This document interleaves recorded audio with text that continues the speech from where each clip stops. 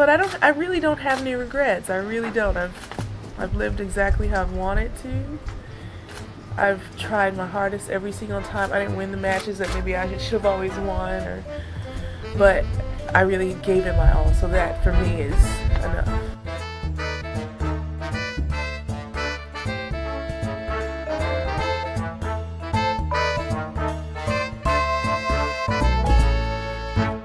Hi everybody, welcome back to the Body Serve. I'm James. I'm Jonathan. And this is number 121. I feel a bit of deja vu all over again because we're celebrating La Undécima Dos. El Undécimo? The title of this episode is 46 Problems, but a Set Ain't One. And I hope this isn't a bit premature in jinxing Rafa for the rest of the clay court season, but what he's done to date this year in the two tournaments that he's been back since injury has just been otherworldly. It's been a bit surprising for me. I don't think anyone really knew what to expect when he was coming back from injury. He's only played the 3 tournaments this year and pulled out of like 8 over the end of last year and the beginning of this year. So I feel like we're telling the same story again on this podcast as last week. We are. I think everybody expected him to do well, provided he was healthy. But I don't think anybody expected him to be playing this well, to the point where the statistics are video game-like. Right. Over the course of those 46 sets, 11 of them have been breadsticks, 6-1. 6 of them have been bagels. He's lost a total of 96 games from 46 sets, which is an average of 2.09 games lost per set. In effect, he's winning these matches 6-2, 6-2 every time. Right. And over the course of that 46 sets, only one time has he been stretched past a 6-4 set. And I believe that was 7-5 against Klizan. It's to the point now where 7-5 seems like a victory.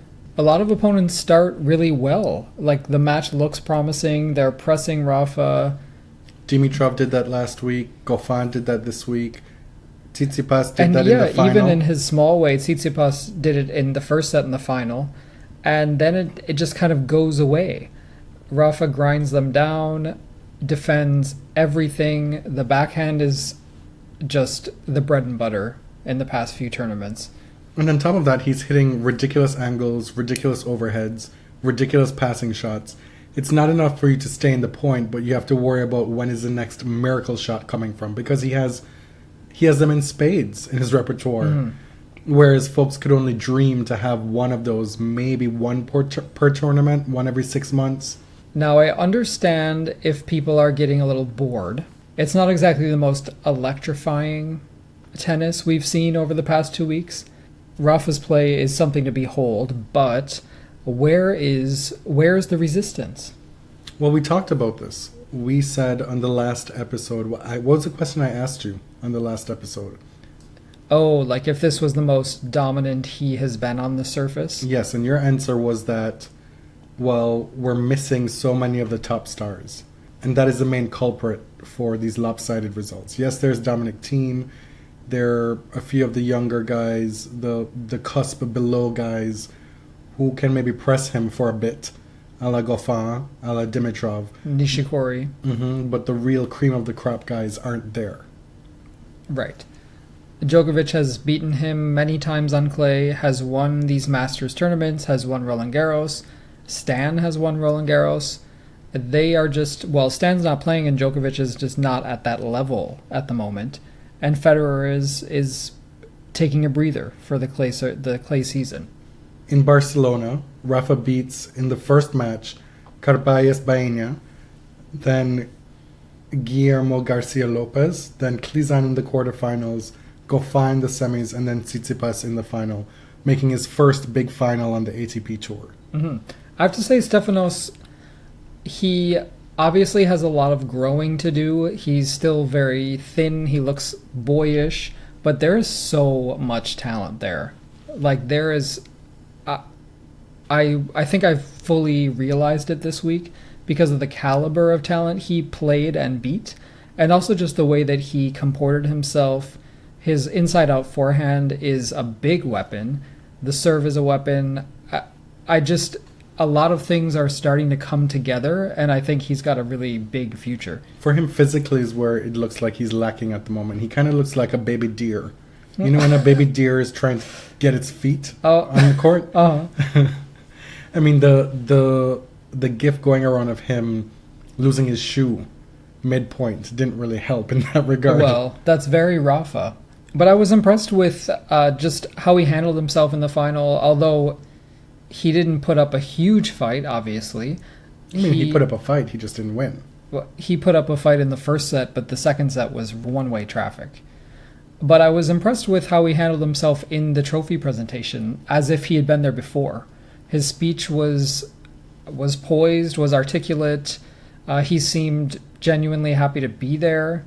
I just got good vibes from it. He beat Diego Schwartzman, Ramos Vignolas. He beat Dominic Thiem, Carreño Busta. That's quite the clay court lineup there that he got through to get to the final. Ramos was the Monte Carlo finalist last year. Dominic Thiem, obviously, a clay, well, I'm not going to say a clay giant, but he probably should be. They call him the Prince of Clay. And I'm not sure he's lived up to that title yet. No, I think it's given to him because of expectation. I don't think it's earned at this point. And yes, he has the back-to-back Roland Garros semifinals, and he's won a couple tournaments on clay, but Dominic he's at a precarious point in his career now, I feel, where it's a bit stagnant. It's not enough to say, the amount of time he needs to set up for his shot, the clay helps him and that's why he's better on clay, and he goes for broke too much, too often. You know, these are the common refrains, and those two things might be true, but he should still be able to find other ways to work his way through matches in spite of those, I feel, at this point. I think, like you have enough experience and have played a lot of these guys enough to where in a sport where matchups are so important, you should be able to mentally work your way through these matches a bit more, I feel. I think, there's definitely something going on upstairs with Dominic. I don't know if he has the right team around him. And it's hard for me to say that because I don't know the inner workings of his squad, right? But I feel like they're grinding him into the ground.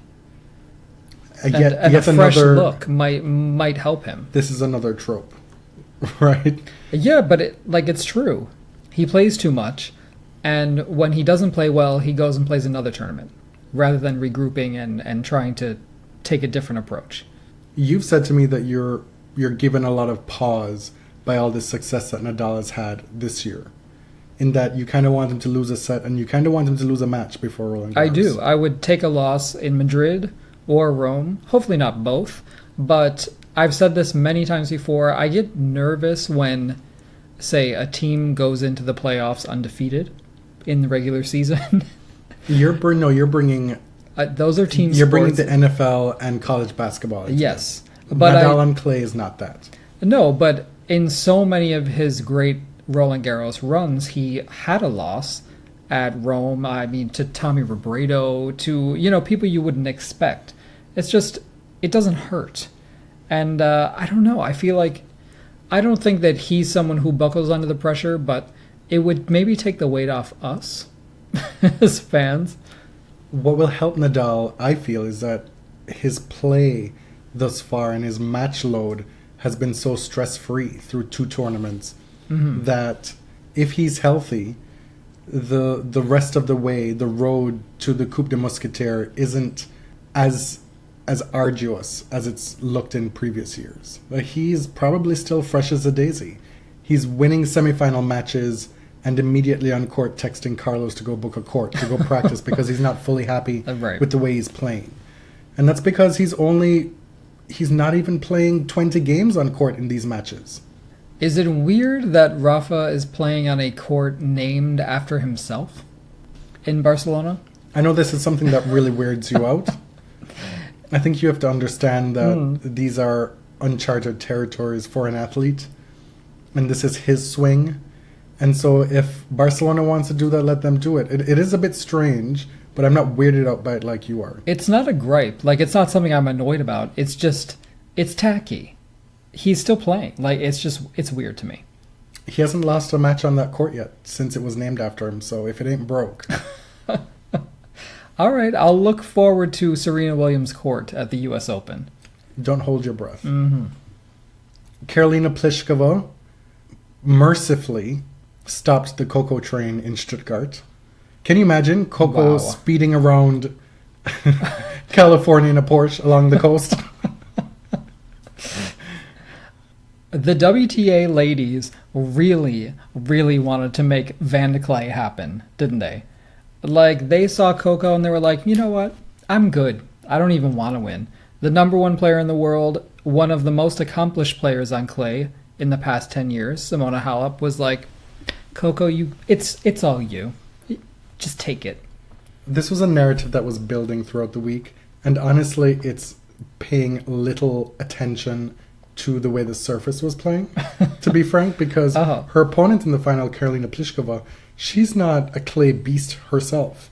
But from the very first ball that was struck at that tournament, we kept hearing about how slippery the surface was. Mm-hmm. And we also heard about it from Wozniacki's camp, explaining why she prefers to go and play other tournaments rather than Stuttgart, even though she's made the final there, because although it's a clay court, it plays more slippery and, by extension, more quick. Right. Plus, it's indoors. But this is not to take away from, actually, I hate to do it, but both Colleen and Karolina's play this week. You hate to do it for Karolina as well? No, just Coco. Coco has a lot of variety in her game that I think gets overlooked because a lot of tennis Twitter simply despises her. I mean, we have had a few goes at Miss Colleen Vandeclay, but I have to give it to her. Like, this is a tennis podcast. We have to give credit where it's due. She has a very deft touch at the net. She does... Except for match point. I know. And it wasn't great in the final. Like, she did actually lose a lot of points at the net during the final. But she has more variety than you would expect from that kind of one-and-done aggressive power game, right? She's a great doubles player, as we know. And I think it's easy to overlook that the way that she incorporates different spins and slices, and actually a similar thing to what Karolina was doing in the final. She beat Sloane Stephens in the first round, 6-1, 6-love. If anybody would like do you want to pause on that? To opine or give an analysis or an explanation for that result, have at it. What I got from a lot of people, because I woke up and saw that scoreline and I asked on Twitter what was going on with Sloane today. Was she injured? And they were like, no, Sloane just being Sloane. Mm-hmm. We had previously said on a recent podcast that maybe in the wake of winning Miami, that Sloane was going to string together some results. She won 2 matches in Fed Cup, that maybe she could turn into this consistent player, that even if she wasn't winning huge matches all the time consistently, that she would not have this type of result. And lo and behold, the very next time out, it could scarcely get any worse. But stupid us, really, for predicting anything. No. It was a firm maybe. It wasn't a prediction. Oh. I think I was probably on the more on the yes side for Sloane. After that, Colleen beats Zigemund. Then she takes out Halep easily. And then she beats Caroline Garcia in the semifinals, who herself was fresh off of beating Maria Sharapova in the first round. She was flying high. You know, the whole Fly with Caro, which is her social media thing. Uh-huh. Once upon a time, Colleen was, at the start of her career, known mostly for her results on grass. And what we've seen in the last couple of years, coinciding with her rise into the top 10, her making a slam semifinal, her, 2 slam semifinals. At the Australian Open where Venus beat her, and then at the US Open. Mm-hmm. Those 2 coming on hard courts and now making a big final on clay. she has diversified her portfolio. As for Pliskova, this is a back-to-back minimum semi-final situation for her on clay events, which is unexpected. She won her first tournament of the year. It's her third clay final of her career. She's won 2 titles now. And she's 4-0 in her last 4 WTA finals. Her career record is 10-10. So she has 10 WTA titles from 20 finals. Honestly, I will not hear any longer the surprise about Pliskova playing well on clay, because she was a semifinalist last year at Roland Garros, and I'm just kind of over it. Like, she can play on clay, despite the fact that you think she may not be able to bend her knees, or that she's robotic, or blah, blah, blah. Not you specifically. But the Pliskova thing is sort of... It was a non-starter for me. Like, it's cute. Was it? It's cute, but it's not that funny, you know? It was a non-starter? You weren't pressed about it 2 years ago? The robotic At the US Open, you weren't singing those hymns? No, I just wasn't really that into her. The fact is that she's one of the cleanest ball strikers in all of tennis. Yeah. And so I don't really care if she bends her knees or not. You know, that's gotten old for me. I think paying attention to her in press, even if you can't be there on site, like paying attention to her answers and how she deals with the press is illuminating, because she's actually very charming and she's very funny. She has a really dry sense of humor. It's not all boring, rote answers like a lot of these players. And I think a lot of people perceive her that way, which is surprising. She's just very deadpan. Which is what is interpreted as well as being part of this Pliskova thing. Right. But I have to say, like, watching her play in Stuttgart, you saw her use the backhand slice very well. You saw her sort of hit flat forehands, topspin forehands, just mix it up a lot, use all parts of the court very skillfully. And it was great to watch. You contrast her delivery in press and with the media with some other folks who shall remain nameless, who give the appearance of being effervescent and bubbly and charming. Oh, when I wonder who you're talking about. There isn't a whole lot that's being given by way of new material, by way of insightful responses. You know, it's a lot more about the packaging with Pliskova and folks ignoring the substance, I feel. Like the medium is the message. Yes. We've paused the recording a couple times because you've been a little bit displeased with the flow of the episode so far and feeling like kind of lost in the results part of it. Like, this is not something you enjoy. And so we're going to segue into a See What Happened Was, which I know is something that you can speak well to, and it will rile your petty side. Because I'm messy? You are. Like, we're talking about results here, and you're like, oh my god, when can I get messy? Essentially. Okay. So Grigor Dimitrov, who has been trying to put it together, deal with his shoulder injury, played Rafa well last week. He got into this spat with Pablo Carreño Busta and the chair umpire. Before you continue, this whole business of putting it together, it's something that we've talked about on the podcast and given him credit for. But I feel like at this point, where he's occupied the 3 to 5 spot comfortably for the last year, it has to do with him being very advantageous and taking advantage of this vacuum. Don't you think?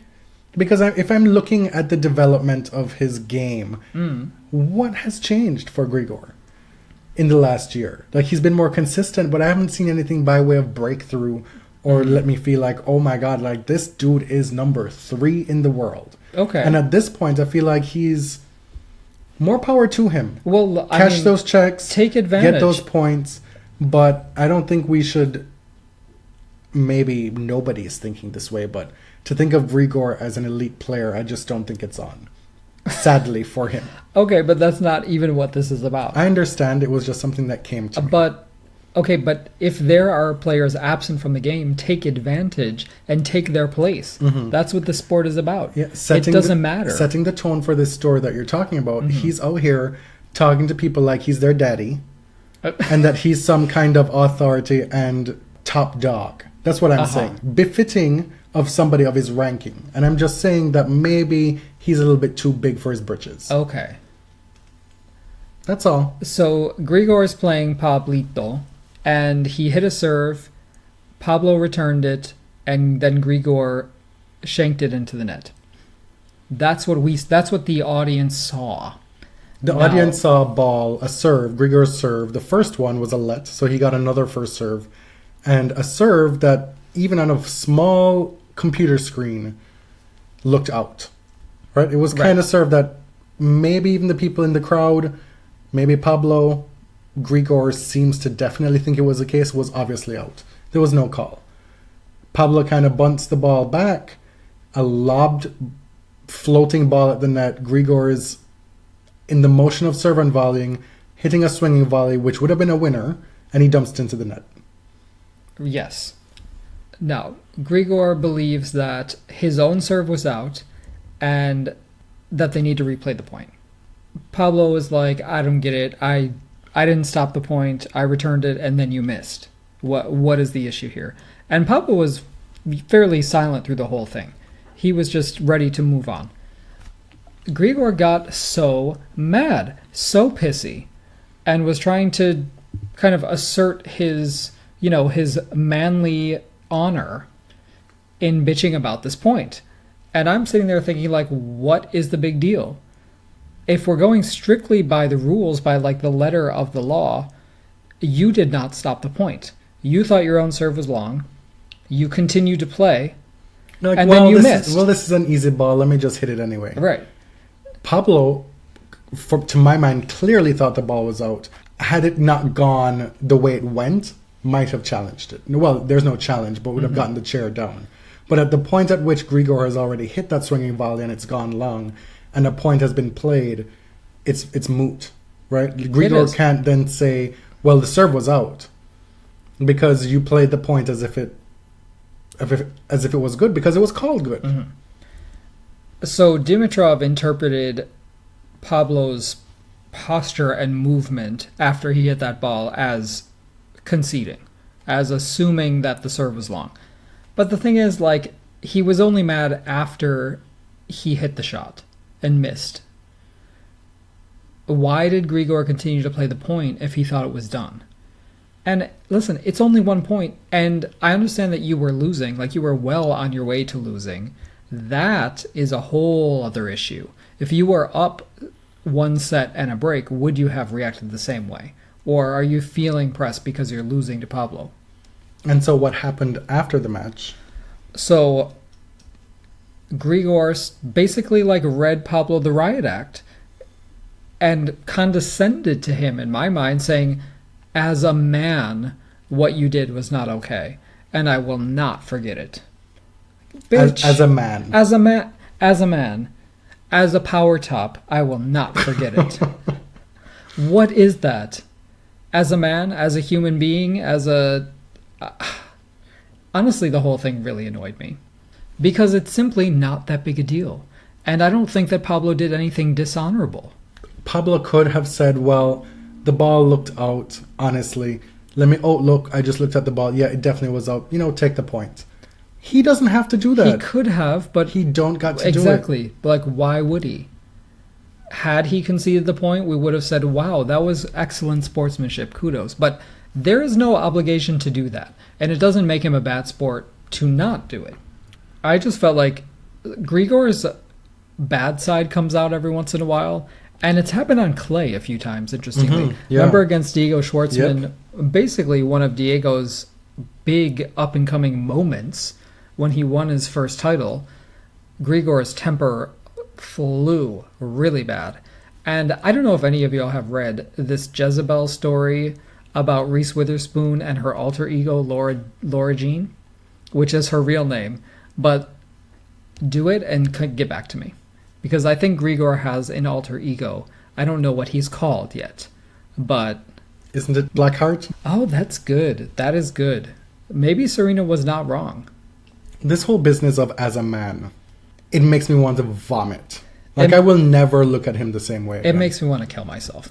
Because we are men, and are we to have a specific type of honor amongst other men that we don't have with women or anyone else? It's just like, miss me with that. This idea that men should be a certain thing wrapped up in this just toxic machismo, right? That's what it is. By extension, then limiting and excluding all other kinds of feelings and behaviors that men can't partake in because you can't live up to this idea of what a man is, as said by Grigor Dimitrov. Oh. Okay, on a related note, Grigor's coach, Danny Valverde, who used to work with Andy Murray, as you know, made a very, I don't know, I guess as a man, a very honorable, bitchy tweet about Pablo. This isn't the coaching news segment because there are quite a few things that happened coaching related that are worth talking about on this episode. And for me, Valverde is dark-sided. Like, we've seen this for a while now. When he's sitting in the box, he does stuff that I don't care for. Namely, that semifinal against Nadal at the 2017 Australian Open. Like, that's where it first pinged on my radar. He does engage repeatedly, in very low-class behaviors. Ironic, isn't it? He's out here on Twitter saying that Pablo Carreño Busta is classy for how he behaved, when he's the one who is out here repeatedly being less than classy. So in other words, somebody had tweeted, this is what happened, and this is how Pablo reacted or whatever, and then Valverde, just the one-word response, classy. Like, first of all, nobody asked for your opinion. It does not look good when a coach chimes in. Dimitrov looked like the bully in the situation. Just let it go. No, but this is the thing. They don't think they were. Well, I understand that. Dimitrov is convinced that he has the higher ground. Absolutely convinced. And obviously, Valverde thinks the same thing. In more positive coaching news, Stan Wawrinka is back with Magnus Norman. What? To me, that reads like there's an end date in sight. Let's give it a go for a set period of time. Okay. Whether that's a set period of time for the two of them as a pairing or for Stan's career. But with Stan being out for this long time and Magnus really not missing out on any playing time because Stan has been out. Right. It's, I don't know. That's my take on it. Did you see Patrick Mouratoglou this week? No. He was all over the place with Stefanos Tsitsipas taking credit for his success. Like, listing off all the achievements this week, the timeline that he's been at the academy, and just how much progress he's made under my watch, under his eye. Blessed be. Even if it were the most tangential achievement, tethered oh so tenuously to Patrick's influence, he is going to take full credit. He's going to take it. To be fair, Stefanos does train at Patrick's academy. Yes, he does. But we know that Patrick is a showboater and ego will always get himself in the mix. The ego is very prominent with this dude. It is. Do you think that Stefanos will have a court named after him shortly at the Mouratoglou Academy? A la Andy Murray? Yes. Likely not. Really? I mean, unless he goes and wins slams. And then the other bit of coaching news, Darren Cahill got himself involved in some Twitter stuff as well. Oh. We're going to talk about that later. Later? Why not now? Well, because it has to do with the Serena interview that we're going to talk about. Jan Tiriak said some very rude shit about Serena Williams being overweight and da-da-da. Well, we'll get to that. Yeah. But specifically for Darren, we can talk about this now. Okay. The Jan Tiriak stuff came to light via Christopher Clary profile piece on Serena. which is where all this content is coming from, right? I don't know where exactly this allegedly happened, where he said this and in what context, but it was the first I'd heard of it. And when I read it, I was like, damn, like this is something.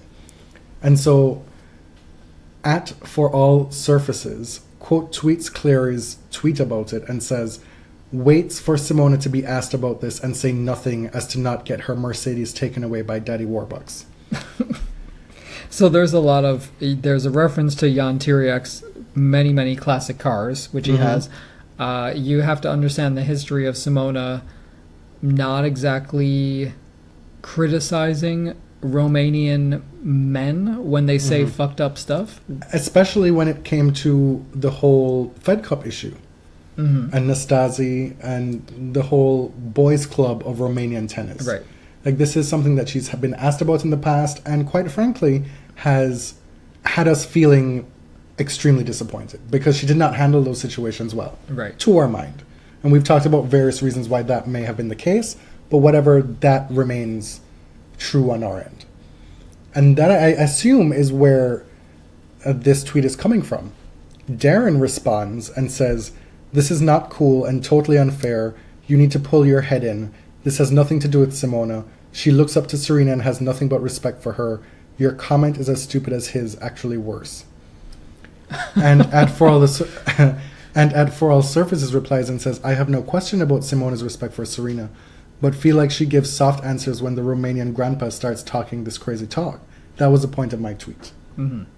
I feel like there is a lot of truth in each of their responses. I think they were talking about two separate things. They are. Because I think it's clear that Simona has a lot of respect for Serena. They're supposedly friends. I think the issue here is that there's a disconnect, that Simona is, in a way, burdened by the Romanian sports world, by the legends of Romanian sport, Nastase, Tiriac, who's this rich, powerful person who she has to sort of kiss the ring. And she hasn't really answered those questions deftly. No, and part of that too is the equal prize money stuff. Yes. So in a lot of ways, when it comes to these pressing issues in women's tennis, Simona has been found wanting, and now she's number one in the world, and that's why in this instance she's getting that added scrutiny. Right. So there's a lot of context behind it, but I can understand what Darren's means, because why should Simona have to answer for this specifically? Like, I totally understand that side of it. She didn't do anything wrong, but I have to say, one of the first things I thought when I saw Tiriac's comments was, oh God, Simona's going to be asked about this, and I wonder what she's going to say. And it was, and it's probably not fair, but that's what I thought. And I wasn't optimistic about the response, to be honest. Because I feel like in a lot of ways she feels burdened and kind of trapped by these powerful men around her. Like, how critical can she be?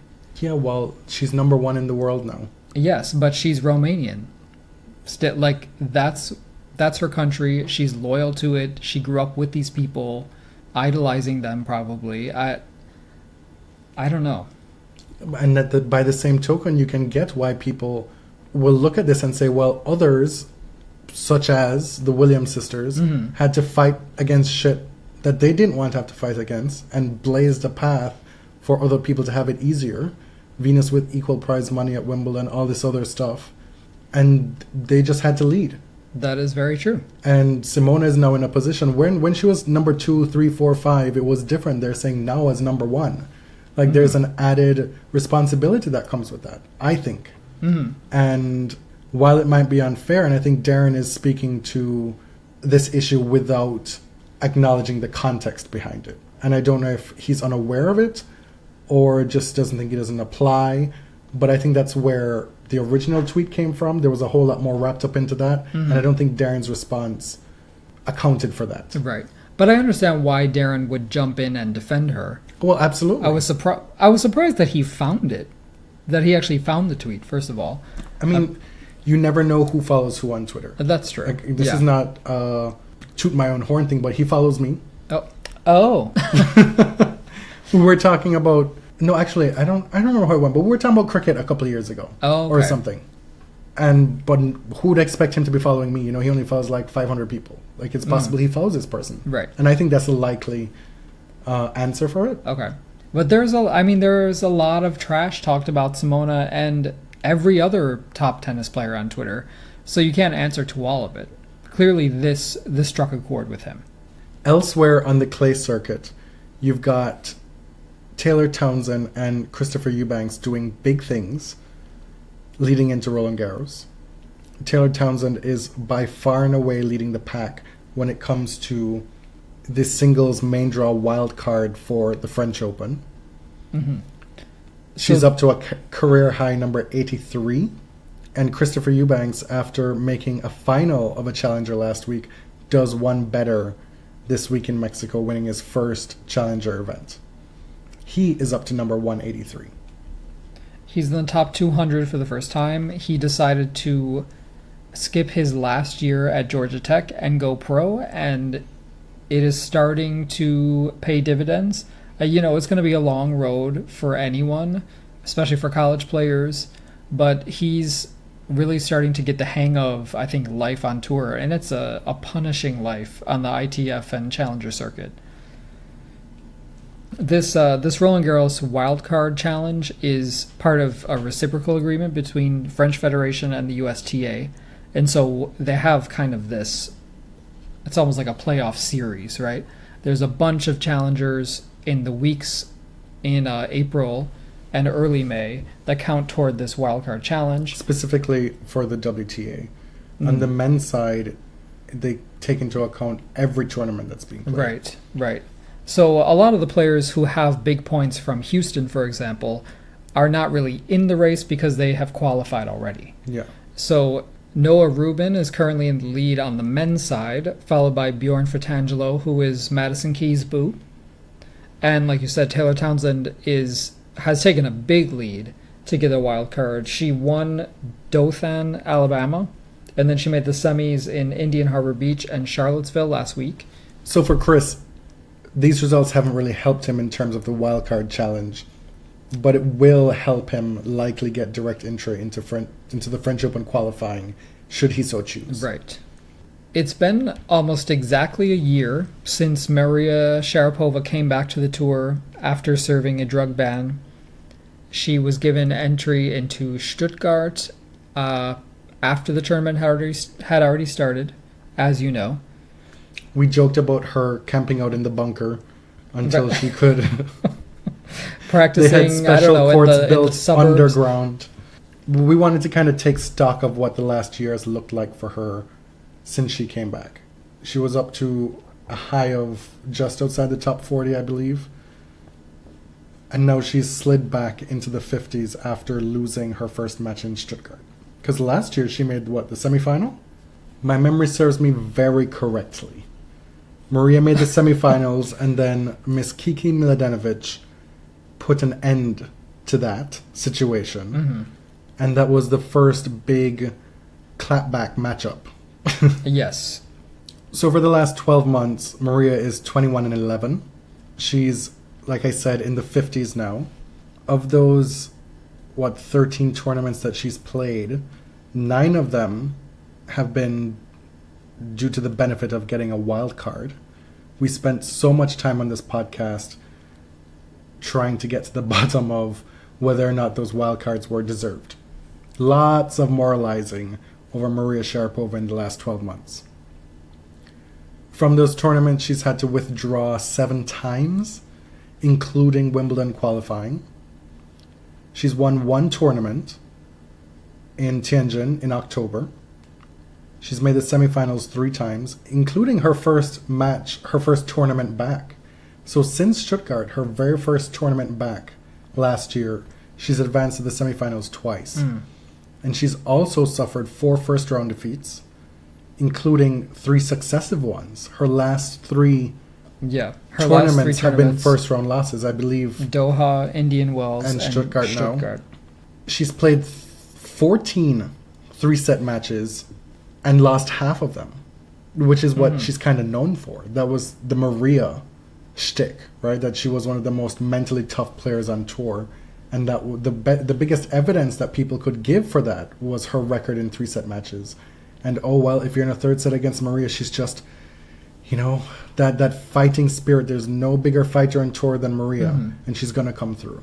That we haven't seen in the last year. 7-7 does not show that. Right. I feel like I was thinking last week that Maria's comeback was not actually as bad as a lot of people are thinking. I think if you take 2017 as separate than 2018, it looks quite a bit different. So she reached the semifinals of Stuttgart. She had that big win over Simona Halep in the first round of the US Open. She made it to the round of 16 there. It seemed like when you get this player on a big stage, she's going to continue to be dangerous. But we get to the Australian Open, Kerber basically destroys her, and she's only 5-5 on the year. And she's been injured a lot this year. Yes. But like you said, she's had 3 successive first-round defeats, which when has that ever happened for Maria Sharapova? She was never ranked 50 before. This is her big problem now. She's playing top players in the first round of pretty much every tournament. Right. She had to play Caroline Garcia this time in Stuttgart. And after winning the first set, Maria then loses the next 2. And I think she's with a new coach now. She parted ways with Sven Grunfeld, and a lot of people raise their eyebrows at that because they had been a very successful pairing. They won Roland Garros in 2014 together. They won a total of 7 titles. But you mentioned that fighting spirit, that mental toughness. Her 3-set win over Simona Halep in Roland Garros that year is one of the best women's finals we've seen in a while. And shows that, man, when she is feeling herself, like there's not much you can do, even if she's not even playing well. That said, her losses this year, they've come to Osaka, Kerber, Garcia, and Siniakova. Those are... those are very good players. She's not lost to anybody ranked outside the top 100. She's beating the players who, on paper, based on her ranking, she's supposed to beat. But the players who are maybe a little bit more seasoned than her, because she's had to stop and start her comeback so much, they've been getting the practice of playing tournaments week in, week out. They're more match fit, probably. Sharapova could be fit playing practice, but we know that once you've made it to the actual match situations, it's a totally different ball game. So Maria's back with Thomas Hogstedt, who she worked with a long time ago.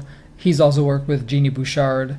I think we talked about this a few months ago, about her partying with Grunfeld could actually be a sign of this one big push, right?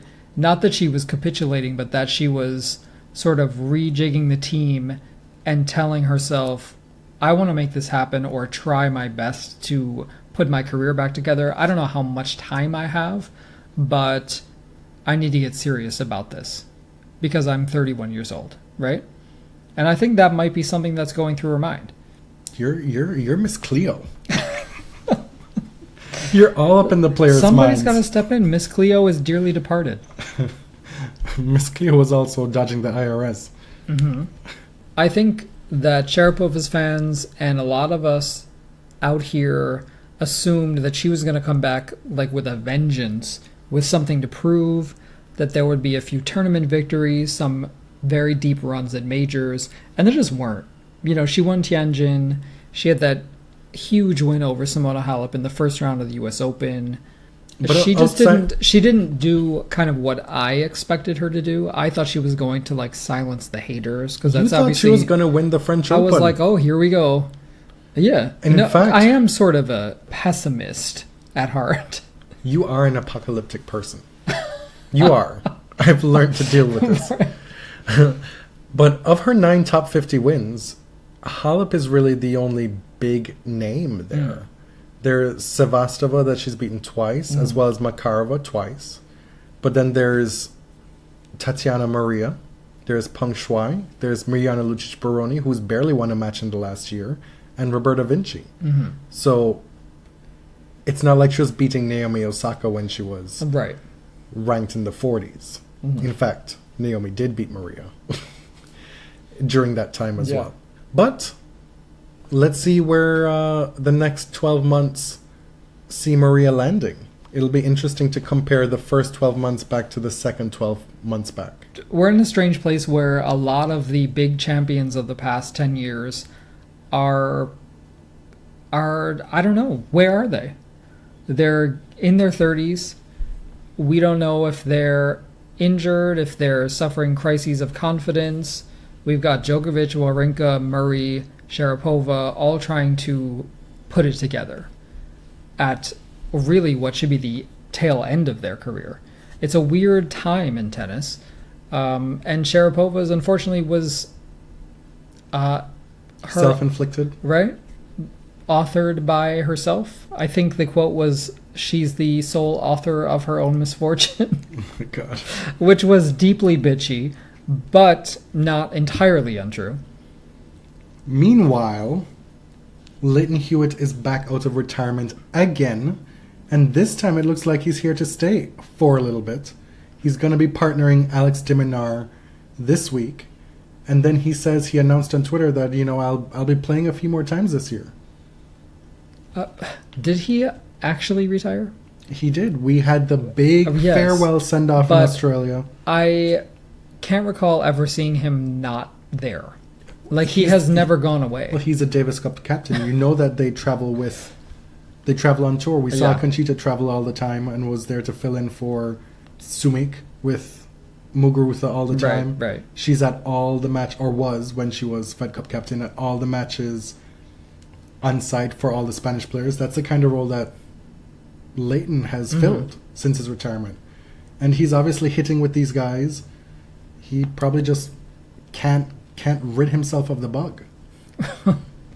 Okay. I mean, cool for him. That said, it's pretty unanimous that nobody's here for this return, it seems. I haven't heard one person happy about it.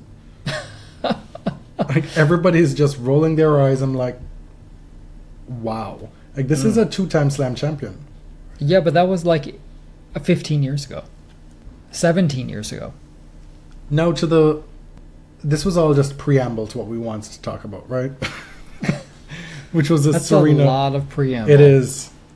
Serena's interview with Christopher Clare for the New York Times, which, as a critique from Deadspin stated, read nothing more than a promo for her upcoming HBO special, which I don't think is without merit, but still real bitchy.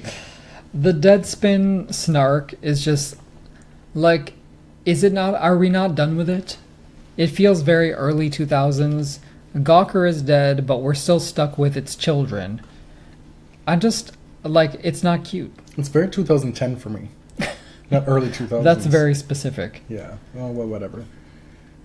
Read Christopher Clary's article if you haven't surpassed your 10 free New York Times because I sure as hell articles. am not paying Maggie Haberman's salary. I'll tell you that much. And also read Deadspin's response by Laura Wagner, because as far as I'm concerned, it was complete garbage. So there's that. I actually liked Christopher Clary's piece, and I realized that it was in the mold of a celebrity profile. I guess you could say that it was kind of fawning. But at this point in Serena's career, her interaction with the media is highly curated, and she only does it when she feels like it. And the journalist, or when she has something to promote. Well, exactly. So the journalist is only going to get so much to work with, right? Serena has been remarkably revealing and open since her pregnancy. She allowed cameras into her home during her pregnancy and after. She's put the baby all over social media. She seems to be a lot more open than she once was. She was really closed off about relationships and all those things. Something has changed, but you're still getting Serena's version of Serena. And so if you're Christopher Clary, that's what you have to work with. You don't get this opportunity every day. He said he's worked for the opportunity to sit down with Serena for a long time. When you say worked for, you mean he waited. He waited. He wanted it. He's... You made it seem like he was knocking on her door every other day. It's been a while since he's interviewed Serena. She doesn't do this very often. And I think I think he did a good job with it. I am far less charitable toward Mr. Clary with this article than you are. Mm-hmm. Okay. And one of the big gripes I had with it was he lost me when he referred to the Indian Wells situation by bringing up Richard and saying, Richard said he heard so and so. And I'm just like, in 2018, are we still at a point where we're talking about what happened as Richard said he heard under the guise of journalistic objectivity? Yeah. Right? It was so telegraphed in the way it was written. It stood out like a sore thumb. Who's going to be suing him? Indian Wells sure ain't suing him. Well, there's different ownership now. No, my point is, who are you afraid of putting off by being more direct about what happened? Right? It just seemed like a very roundabout, distant way to separate himself from what had happened. I do wonder... In the midst of this being a very personal piece on his part as well. You do have to wonder if an editor wrote that just to cover their bases. Yeah, I do, yes, possibly. I'm just saying I did not care for it. I didn't either. For these two legends in their field boycotted this tournament for 14 years, I think we've been over this. Like, people are still looking for excuses and proof that it did not happen. And it's disappointing, as you said. Before we get into the Jan Tiriac stuff, the few nuggets that we were given by Serena were Mackie, her elderly Medicare trainer, Mackie Shilstone, says that she's 75% as fit as when she won the 2017 Australian Open, which is pretty good, I would say. And we've seen just from pictures, Serena's appearance is totally different from when it was even at Indian Wells. Yeah. And what we've learned as well is that she was dealing with mastitis during this period. She says she wasn't even really able to practice in between Indian Wells and Miami because, to be frank, her breasts hurt so much. And one of the ways to clear that up is to keep breastfeeding. Like, you can't stop breastfeeding. Right. She said that for a lot of women, they say that they're able to lose a lot of the baby weight by stop breastfeeding, but that wasn't an option for her because of the mastitis. And on top of that, it was physically painful while she was playing. And she claims now that it's totally cleared up, and that she has recently stopped breastfeeding, and that coincided with this huge, rigorous training block that she's been doing with Mackie Shilstone in the last month and a half. And these are the things that we just, having never had children, can understand the physical toll it's taking on her. In between Indian Wells and Miami is when she was dealing with this mastitis, which apparently is incredibly painful. We didn't know that. She skipped her press conference after Naomi Osaka, and of course you get the typical complaints from certain members of the press and tennis Twitter. And my feeling was, oh my god, who cares? Like, I care even less than when Venus skips press. Serena just had a baby. You have no idea what she's dealing with. Like, if you're not going to give her a pass, who are you going to give the pass to? Serena says that she's still unsure if she'll be playing Madrid. She's currently at Mouratoglou's academy in Paris, doing some final tune-ups on the clay. She may still play Madrid. If not, she will definitely play Rome, allegedly. Now on to the bombshell that was dropped in the middle of this article. It was just placed there, but I had never heard this. Tiriac was criticizing the state of women's tennis, basically, saying our top champion is 36 and weighs 96 kilos or something, And it's which not is a like good look. 200 pounds. Something like that. It's Yeah. not a good look. So, typical, like, misogynistic bullshit, criticizing Serena's weight. It's stuff that she's dealt with before and will continue to deal with. She said she would The have to... Tarpashevs of the world, the Tiriacs of the world, all these old European men The Raymond Moores, it's not just a European man No, thing. of course it's not. But those two specifically, the Raymond Moore bullshit, like all these old men in tennis that feel that they can talk any which way about the top women in the game. And specifically about a woman's appearance and her weight. Serena was presented with those statements by Christopher Clarey, and she said that she looks forward to having a word or two with Turiak. She was actually taking off her earrings while she said that. Oh my God. And some people are saying, well, I hope she skips Madrid because Tiriac is the tournament director. I hope she does whatever she wants. Like, if she wants to play Madrid, she should. And she should also have those words with him while she's there. But if she doesn't feel like playing Madrid, then don't. She has dealt with these sort of statements from tournament directors, commentators, the elites of tennis for over 20 years. Like, she can handle it.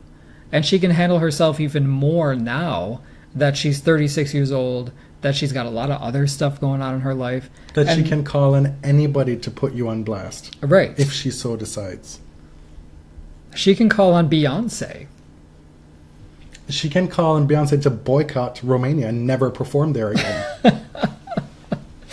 I don't know how often Beyonce goes there, but don't hurt the good people of Romania because of what Jan Tiriac said.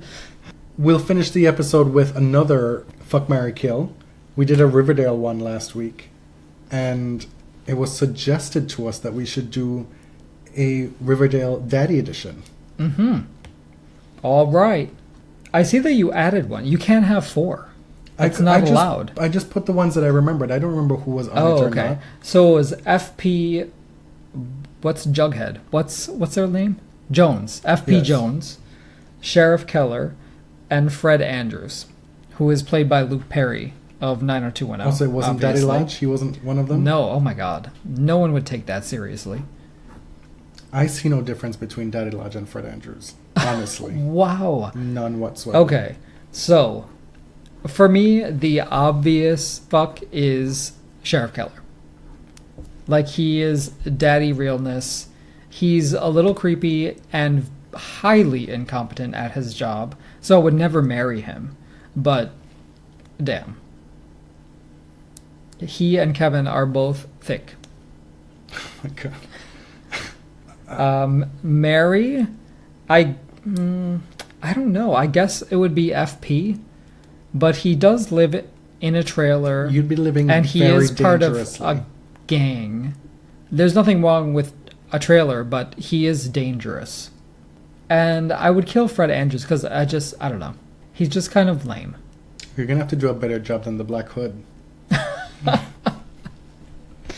And Luke Perry, I mean, you could tell way back then that Dylan would not age well. No. And he hasn't. No. Oh, boy. This is very difficult for me because there is literally zero attraction at this point for either To any- FP or Fred Andrews. Like, Really? None. It's zero. Skeet Ulrich. Yes, when they were at their finest in the 90s, absolutely. Okay. But in their current state, I will have to pass. But you have to choose. I will dig the grave while you kill them. How about that? No, you have to choose. Fuck Sheriff Keller, marry Fred Andrews, and kill FP. Oh, okay. Also acceptable. Wait, but we were supposed to do, what's his face? Veronica's father. That's what I'm saying. Daddy Lodge. Oh, that's Lodge. What is wrong with you? Oh, I was thinking Betty's dad. Oh my God. So you just destroyed, I ruined the whole thing. No, I would kill him. I'd definitely kill him. So that's what I was asking. Which of the 4 gets omitted then? I don't know. Fine, you kill 2. I'll kill 2. I'll kill Fred Andrews and Lodge. Well, I'm going to kill... Who is, what's his name? Mark Consuelos. Yeah, Mark Consuelos looks like he's roasted under the sun for too many years. Also, I really hope that Veronica kills her parents. Don't you? I hope they all die, including Veronica. No. Veronica likes to play like she's innocent, and she's not. She's very much wrapped into She's that too. not and that if you innocent. And if you are going to be out here killing Archie Andrews, then Who's killing you Archie killed him on the Andrews? last episode. Well, he's kind of a Nazi. My point is, if you're going to be killing him, you best be burying him beside Veronica Lodge. No. I'll pass. So to be clear, it's fuck Sheriff Keller and marry Fred Andrews and kill Daddy Lodge and FP for me. For you. And I'm killing Fred and Lodge. Hiram Lodge.